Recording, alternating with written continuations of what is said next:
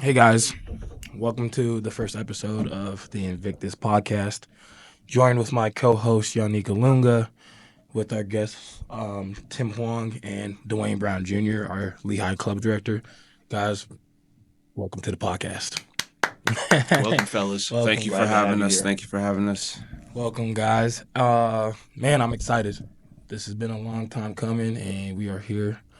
So let's get into our first topic of the day. Podcast. Why are we doing the podcast?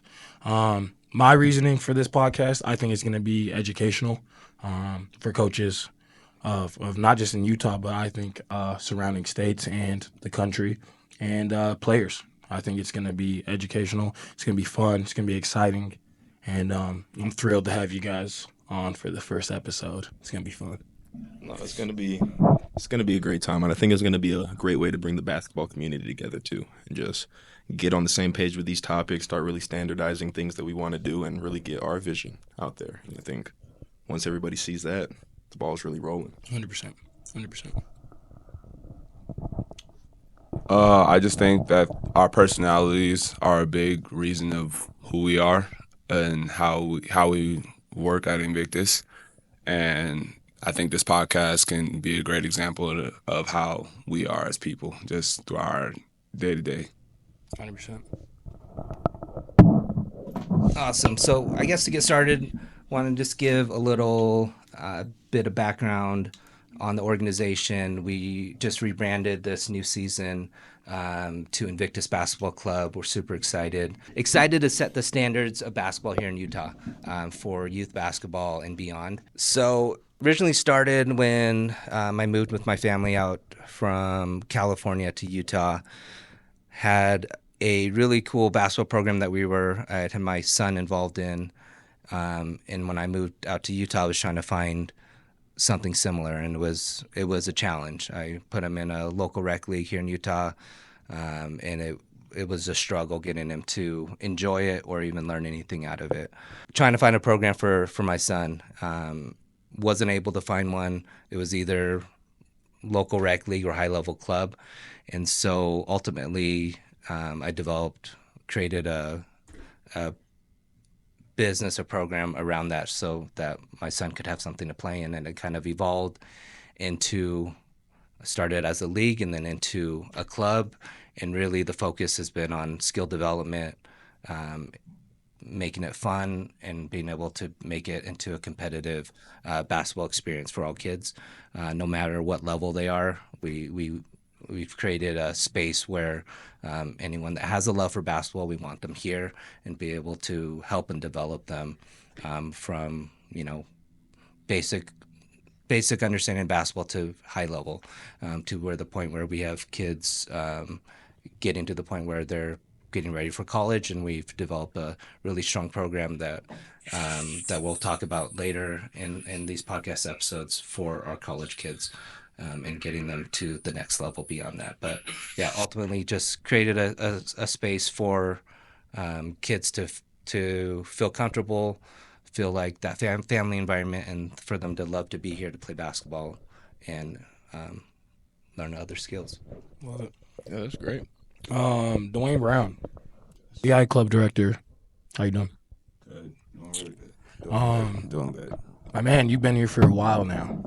How you feel about it, dude? Well, obviously, my journey started off as me as a pro basketball player trying to find something outside of playing professionally, and always been a person that wants to give back. So, I met a guy who introduced me to Tim, and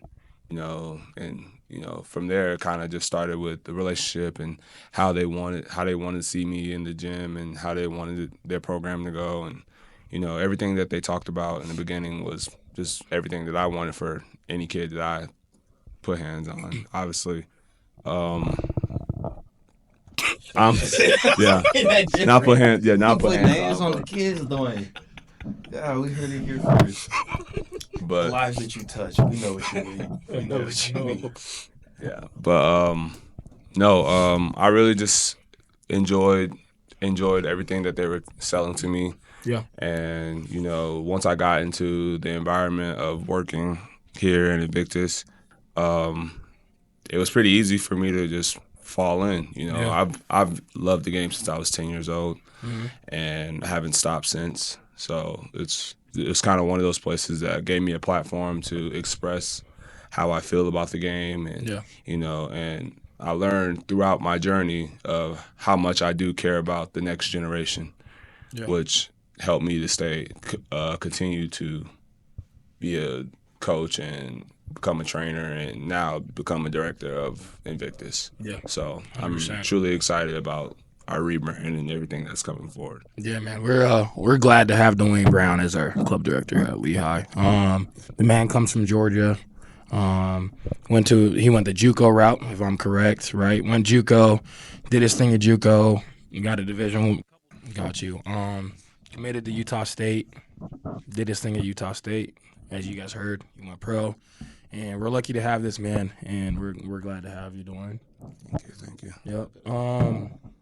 Coach Yannick Kalunga, welcome to the podcast, man. Welcome to the podcast. To the Yeah, big podcast. name, big face. Just ready to give you a taste, man. That's what's going on.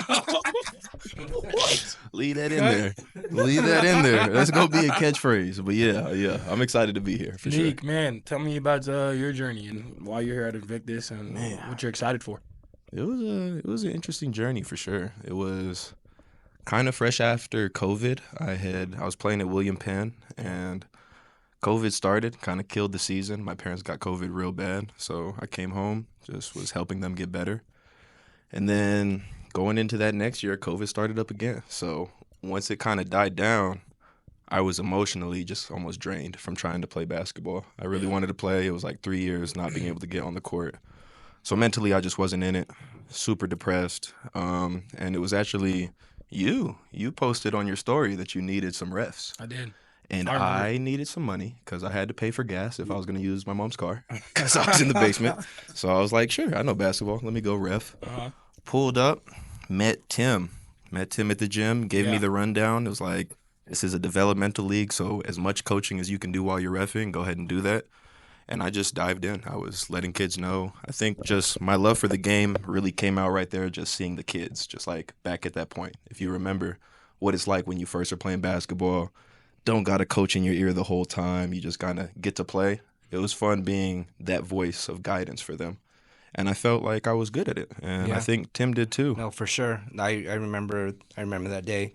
We had you and another guy come in and ref, and you stood out. It was awesome seeing you interact with the kids, be vocal, and we're helping them, and they reacted to that energy that you were bringing in. It was special, and it was great. From there, we were able to move awesome. from there and get you on board. It was awesome. Yeah, it was right away. I got a bunch of good comments from some parents, and then Tim asked me if I was interested in being a trainer at all. And right away, I was like, yeah, just because even that moment, I felt like the self-esteem and I felt that happiness kind of come back. Yeah. So just being around those kids, and then that other ref that was there, man. He owes me $20. I just if we get this posted, I know who it is. You know who it owe me is. $150. You owe people some money around here. But yeah, so I got to meet some cool people. Marcus actually played with my brother, so I hadn't really hung out with him. Ethan. Yeah, shout out Ethan guard. Skyridge. I hadn't really talked to him. It's not like me and him were super close friends, but after that, I didn't even know you, bro. No. You said you came to a couple practices. I don't remember you at any practices. I know what you do remember. Dunking on you at that rec center. Oh my gosh, bro! I know. I will say that you used to go crazy at the rec center. I remember Ethan pulled up. I was like, "Yo, E, it's been a minute, bro." And I saw this tall, lurpy dude behind him, and kind of looked like him. I was like, "Who's this?" He's like, "That's my brother." I said, "Okay, he sucks." First game, 4 dunks. Easy Kid, ones. 4 dunks, kid you not. You were going crazy at the rec. I said, "Oh, you can hoop a little bit." No, in reality, Provo Rec, I should have a statue. It's probably a 4-hour-long mixtape.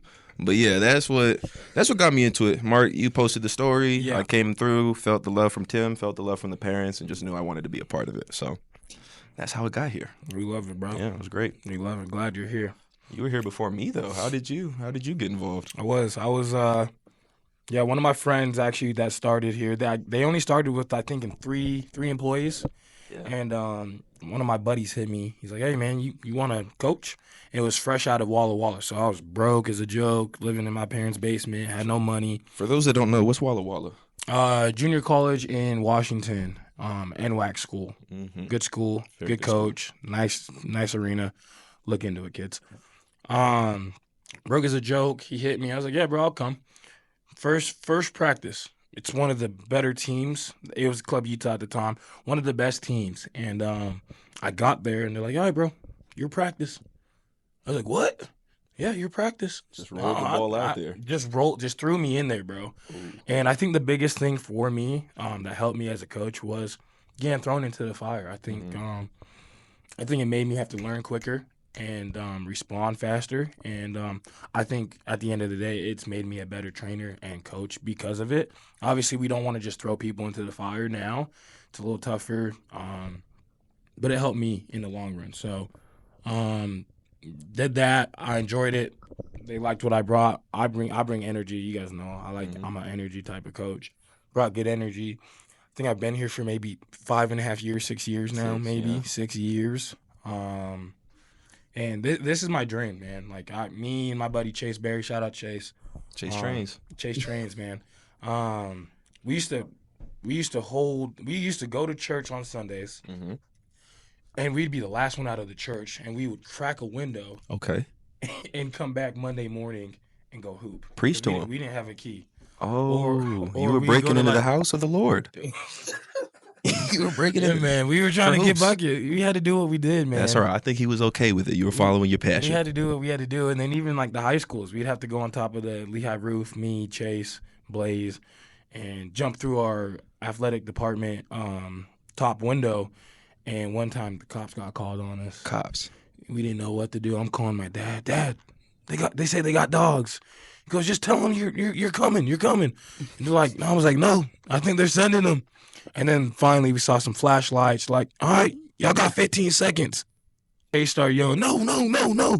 He started running towards them with his hands up. That's Chase for sure. So right now I'm living my best life. Like I get to be with you guys, my best friends. Tim, I appreciate everything Tim's done for me in my life over these past 6 years. And it's a family, man. I get to come here and hang out with my family and then teach kids the game that I love. So it's a blessing, man. Definitely. I love it. Definitely great. I can't let you glaze over that, though. You're saying you used to go on Mission Impossible missions, drop down from the athletic window, Yeah. and they called the dogs on you. Called the dogs, bro. And it wasn't just like 2 cops. It was, we got the whole building surrounded type stuff. Get down, get down. It was one Type of those. stuff, bro. We'll send the dogs in. How When did we it were- end? How Huh? did it end? Because that's a scary situation. How did it end? How did it end? Yeah. So we're in the hallway. We're running to the art class. It's Okay. like, what is it? What's the teacher's name? couldn't tell you the teacher. I failed art. So I knew it. I had to I know. don't even like art. So we're running to the art class. We're like, "Oh, we'll just slip out by like the portables." We see lights. We're like, "Oh shoot!" So we just jump into the art class. We're sitting there. They open the door with a huge microphone. "Y'all got 15 seconds. We gonna send the dogs in." That's when Chase stood up. "Mark, we can't." No. He's running to the door, hands up. No. I'm like, "Dude, what the hell are you doing?" I was like, "All right, guess we're giving up." Oh, you should have just let him go. See what he did. I didn't want the dog on me, man. I used to watch Channel 50 when they used to send the dogs on those bad people. Kids don't know about Channel 50. They Channel never- 50, bro. You'll get your ankle taken by a dog, bro. So yeah, that's how that ended. You know, Yeah, that's crazy. you gotta do what you gotta do, though, fellas. If you want to get better, you gotta do what you gotta do. Got to get in that gym. I don't condone breaking into buildings, though. Don't break in. Man, guess what we just did, fellas? Tell me. Guess what we just did? We Hot luck. signed with New Balance. MB. And B, fellas. Clap it up for ourselves real quick. Clap it up for ourselves. MB, real nice quick. baskets, New Balance. That is huge, man. Great brand. And I want to do a shout out first to all the employees at Invictus. It's not just us, it's everybody that's involved. Shout out Molly. A lot of you guys don't know who Molly is. That is our back end person. That's my twin. Huge shout out to her. She doesn't get enough recognition. Recognition. I got you. Shout out Molly, and then shout out all the employees at Lehigh and South Valley. we can't do this without our employees. So huge It's a thanks to you culture. guys. We appreciate y'all. But New Balance, let's talk about it. Tim, how do you feel about us getting into a circuit finally? It's taken a couple years. We've been getting offers from several places, and can you talk about why we kind of chose New Balance? Yeah, super excited for the partnership. Just like Marcus said, we did get offers from different shoe circuits and different circuits like that, but we chose New Balance because of their willingness to be able to work with us, to grow with us as a program, and to offer us support and resources needed for us to be able to grow and succeed in this type of a circuit. With Invictus, with our new rebrand this year, it's been always in the works. We were originally Club Utah, and we didn't want to get stuck in where we're a Utah-based only type of a thing. We want to be able to grow our brand into a national brand, where our teams and programs can go beyond Utah. And so Invictus has been a long time coming, and excited to grow with not only these circuits and different things that we have in place to be able to really elevate our program to the next level. Yannick, what do you feel about New Balance? I think it's great. I mean, a lot of people, when they talk about circuits, New Balance isn't the first thing that comes up on their mind. People want to think about Nike, Adidas, whatever the case may be. But New Balance, when we talked to their reps, I just liked what they had to say. I felt like we were going to get the attention we wanted. And me personally, I feel like a trendsetter. I think after we start getting these kids out there getting some buckets and some New Balance shoes, might start seeing them around. Because me personally, I don't see a lot of people hooping New Balances. No. So I think it's going to be a great opportunity to even help them in this Utah area, just get some kids out there in some New Balances. 100%. You feel me? 100%. I've owned some New Balance walk-around shoes, at least. If you haven't had at least one pair of New Balance walk-arounds, Y'all to the got to store. go get some, man. go get some, S. Shout out New Balance, out New man. Balance. What are we talking about? Shout out New Balance. For me, New Balance was one of the first shoes that I swagged Oh, wow.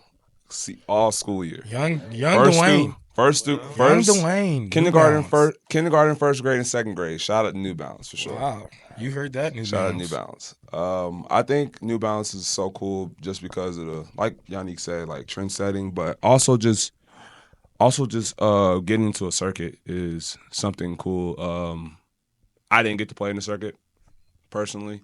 So, that experience alone is just something I'm looking forward to help kids navigate through it, as I'm also new to it. And, just I think the whole idea of getting kids in any type of shoe brand is the exposure. 100%. And I 100%. think that's the biggest thing that helps our situation with New Balance, and with the players that they have, and and the leagues that they have, and where their locations are. It just helps our kids. It's going to help our kids get a understanding of how basketball is around the country, not just in the state of Utah. So I'm truly excited. 100%. For the people that don't know what a circuit is, a lot of kids might not know, and parents, you also may not know. It's an affiliation with a shoe brand. Just for example, there's EYBL, Nike, very nice. What's the Adidas one? They changed it from since I was there. Three SSB. That's Adidas. Puma is what? Pro Next.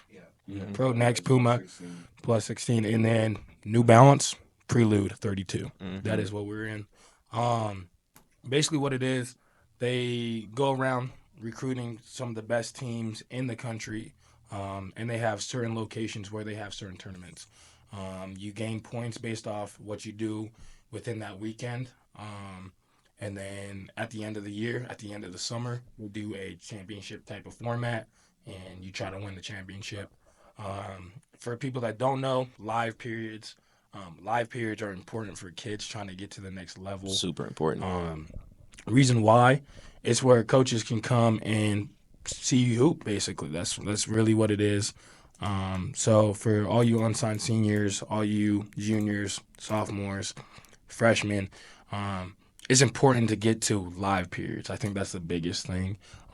Do you guys have any? Did you guys go to any live periods? Yeah, for sure. I didn't get to play in the circuit like you did, but Mhm. all the tournaments that we went to from junior up, honestly, sophomore up, we made sure that we went to at least 2 live period events. 100%. So if you're in high school and your coaches aren't taking you to live period events, or whatever summer program you're going to isn't going to live period events, it's a waste of your time. Yeah. Very, very true. And now those live periods are super important, but people don't know. And I'm sure I don't know if you guys knew growing up, but for me, I used to think it was just like you worked out, you worked real hard, coaches showed up to the gym and they picked you. But that's not the case. A lot of it is back end work. For me, my mom did a lot of that, showed me what to do, and I'm super excited because this year I'm not gonna say too much, but we're gonna be helping a lot of our players with that stuff. 100%. That's really the most important stuff. Like showing up in front of the coaches, that's like the last 10, 15%. But you gotta do the groundwork, send the emails, let the coaches know who you are. You got to do all the little stuff. So I'm just excited to be able to use my journey and the stuff that I didn't know and apply it to these kids that we care a lot about. I think it'll be a great situation. 100%. Yeah. I grew up in Utah. I played in the Adidas Gauntlet. Now it's called 3SSB. Played for Exum Elite, Utah Prospects. Yeah, I didn't really know much about it. My dad just threw me in there. And Kendall Youngblood was my coach. If you guys know who that is, Youngblood League. I didn't know too much about the recruiting process until maybe like 7th grade. Then my dad started talking to me. He's like, hey, you're getting to the age where coaches can almost try to talk to you. You got to start going to showcases. You got to start getting recruited. And I was like, okay, how do we do this? Showcase events. That's how I got my 3 stars, is a showcase event. And then just playing in front of coaches at live periods. That is the biggest thing. You got to go practice, get film, send it out to coaches, let them know where you're going to be going so they can plan ahead. What you don't want to do as a player is send an email out the week before, like, hey, I'm going to be in Charlotte, North Carolina, pull up. Yeah, give them some time. You got to give them time. So if you're going to try to get an offer, you got certain coaches you want to have come look at you. Give them time to plan, man, because they got so many kids on their radar. They got to plan. They got to plan with it. So that's the biggest thing. Man, shout out to Todd. It sounded like he was a good Todd, guide for you. Todd was my dude. I didn't know much about it, but Todd, Tim Davis, Kendall Youngblood, Lynn Lloyd, all those guys at Utah Prospects. Big shout out to y'all. Definitely. And it's crazy how much knowledge is power. Because would you believe I didn't know what a star was? I know. Remember we had this conversation I during had no COD. idea that there were stars of athletes or anything. I would go to all these events and people would be like, well, how many stars you have? 3, 4? Yeah. I'd be like, what are you talking about? That sounded like some Boy Scout stuff, like badges. I really didn't know. I didn't know it was like a national thing. That's so crazy. So kids, if you're watching this, do as much research as you can. You have the internet. You got Google. You can literally find all this stuff out. You got Google.